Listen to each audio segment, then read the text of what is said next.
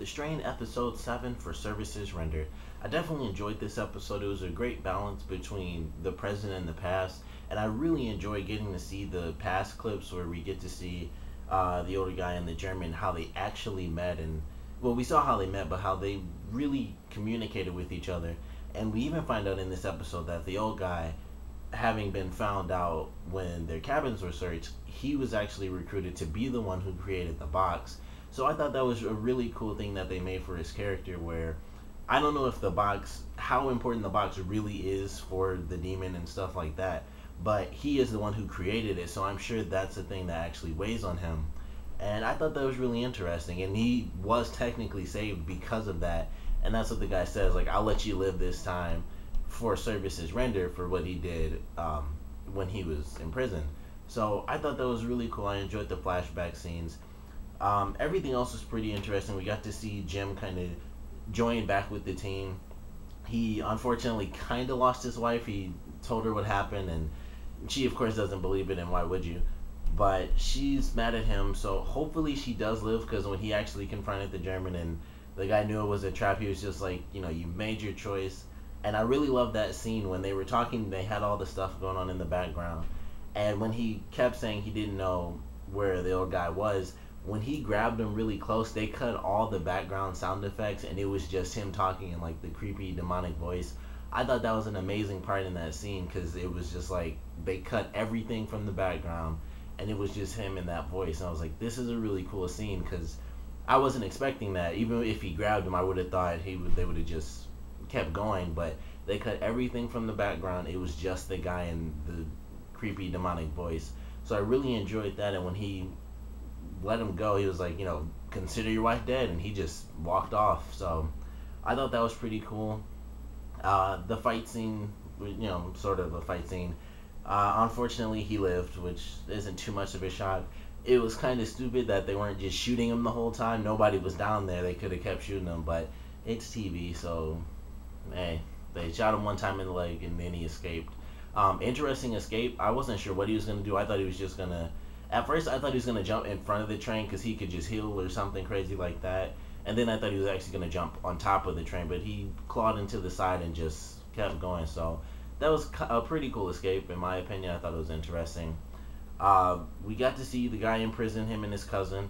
His cousin's definitely gonna change in prison. Somehow they're gonna escape from that, because I'm sure the prisoners or the police officers are gonna open the cell up to try to stop him, and then they'll get killed, and everybody will just run throughout the prison or whatever. But yeah, his cousin's gonna go down in the next episode, maybe. We got to see the lawyer. She is officially turned, and we got to see that in the beginning of the episode. We saw her husband go back to her house after the maid called him, and he could have lived if, honestly, I feel like he could have lived if it weren't for the taxi driver who was just dumb. And he's going up to his house, he sees the guy, he runs back, he's like, just get the heck out of here, let's drive. And this guy's like, what's happening? And then the thing attacks the window. At that point, like, a normal person just being crazy and messing with the car, sure, I could understand that. But when something like shoots a crazy tendril out of its mouth and hits the window, I'm not gonna be like, oh, what is this? Get the heck, what is this? Get the heck out of here! And then I'm gonna get out and shoot that thing in the face. That's not about to happen. I'm taking off. I wouldn't even let him get that close to the car. I would have just taken off, because you could clearly see something was wrong, especially with the first guy, because he had blood like just running down his face. He was like clearly losing. I'm at least gonna get away from this guy. But the driver just was being dumb, and I mean, he got out of his car and tried to shoot him, and then he gets killed, of course. And so the guy has to run into his house, and that's where he gets killed by his wife. So it was kind of interesting to see that. And they mentioned a little bit more about the eclipse and how things have gotten a lot crazier since the eclipse, because a lot more people got infected. So when the guy was at his house, he was like, why is it so empty here? And the taxi driver mentions it's because of the eclipse. And it's because I'm guessing a lot of people saw what happened, and even the people that didn't know that things are getting a lot weirder than they normally are in New York. So it was pretty interesting that since the eclipse, things have really picked up and a lot of people have been infected. And it's, that kind of ties into the storyline with the lawyer once again, because she was infected, her husband was infected, and they were inside the house. And then there was the other random guy who was the one who was using the bat, he was in the house as well. And it was really interesting, and I enjoyed that scene. It shows that they are smart enough to know, like, hey, something's blocking us. Let's pick up this bat and bash this thing in so we can eat them. So that was an interesting scene. I thought that the maid's daughter was gonna end up being like one of the main characters. I thought the maid would probably end up getting killed at some point, and her daughter would end up surviving because she's a nurse. And it was like, oh, a show could use a nurse. Like the main characters finally end up meeting each other at some point. It's like, hey, we got a nurse in the group. So I thought that that's how that was gonna work. Unfortunately, she came in. She got bit at one part. I thought she really was safe when the guy was like, oh yeah, it's nothing, because I didn't think he'd even bother waiting until they went past. I thought he would have just been like, oh, and just shot her right there in the group.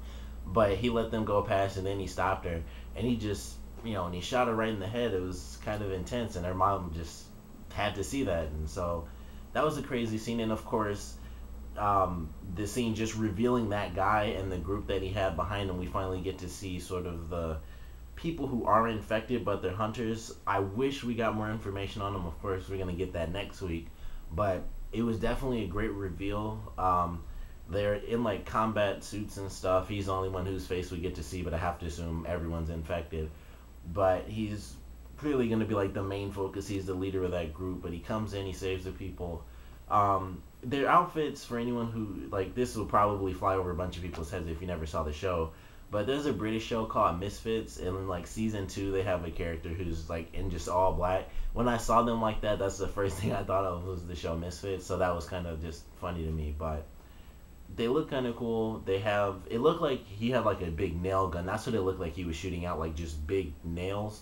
So he knows what he's doing. I don't know how long they've been around. I don't know if they're just unique people that have been infected, but even though they changed, they've been able to survive.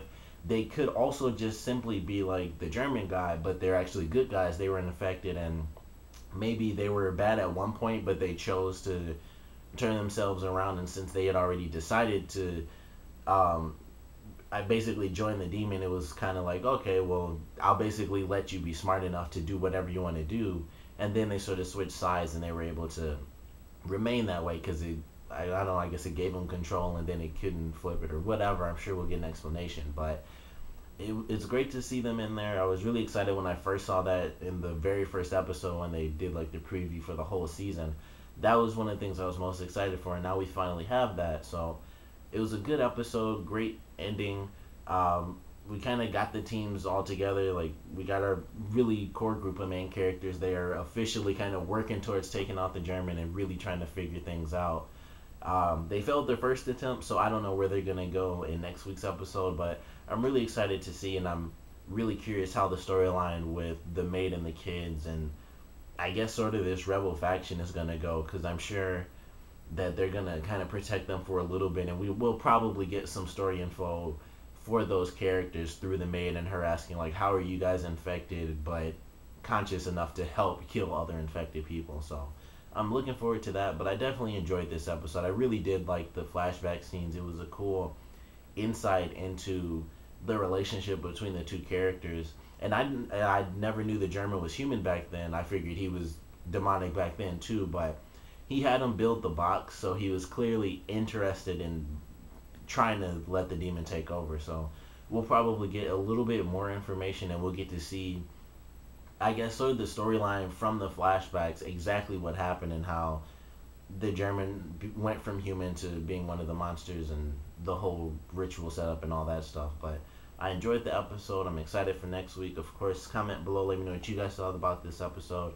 Favorite parts, your least favorite parts. And what do you guys think the story is behind these rebels? Do you guys think that they're kind of like the German guy, where they've existed for a very long time? They don't do all the makeup and stuff, but they were infected a very long time ago, and so they survived.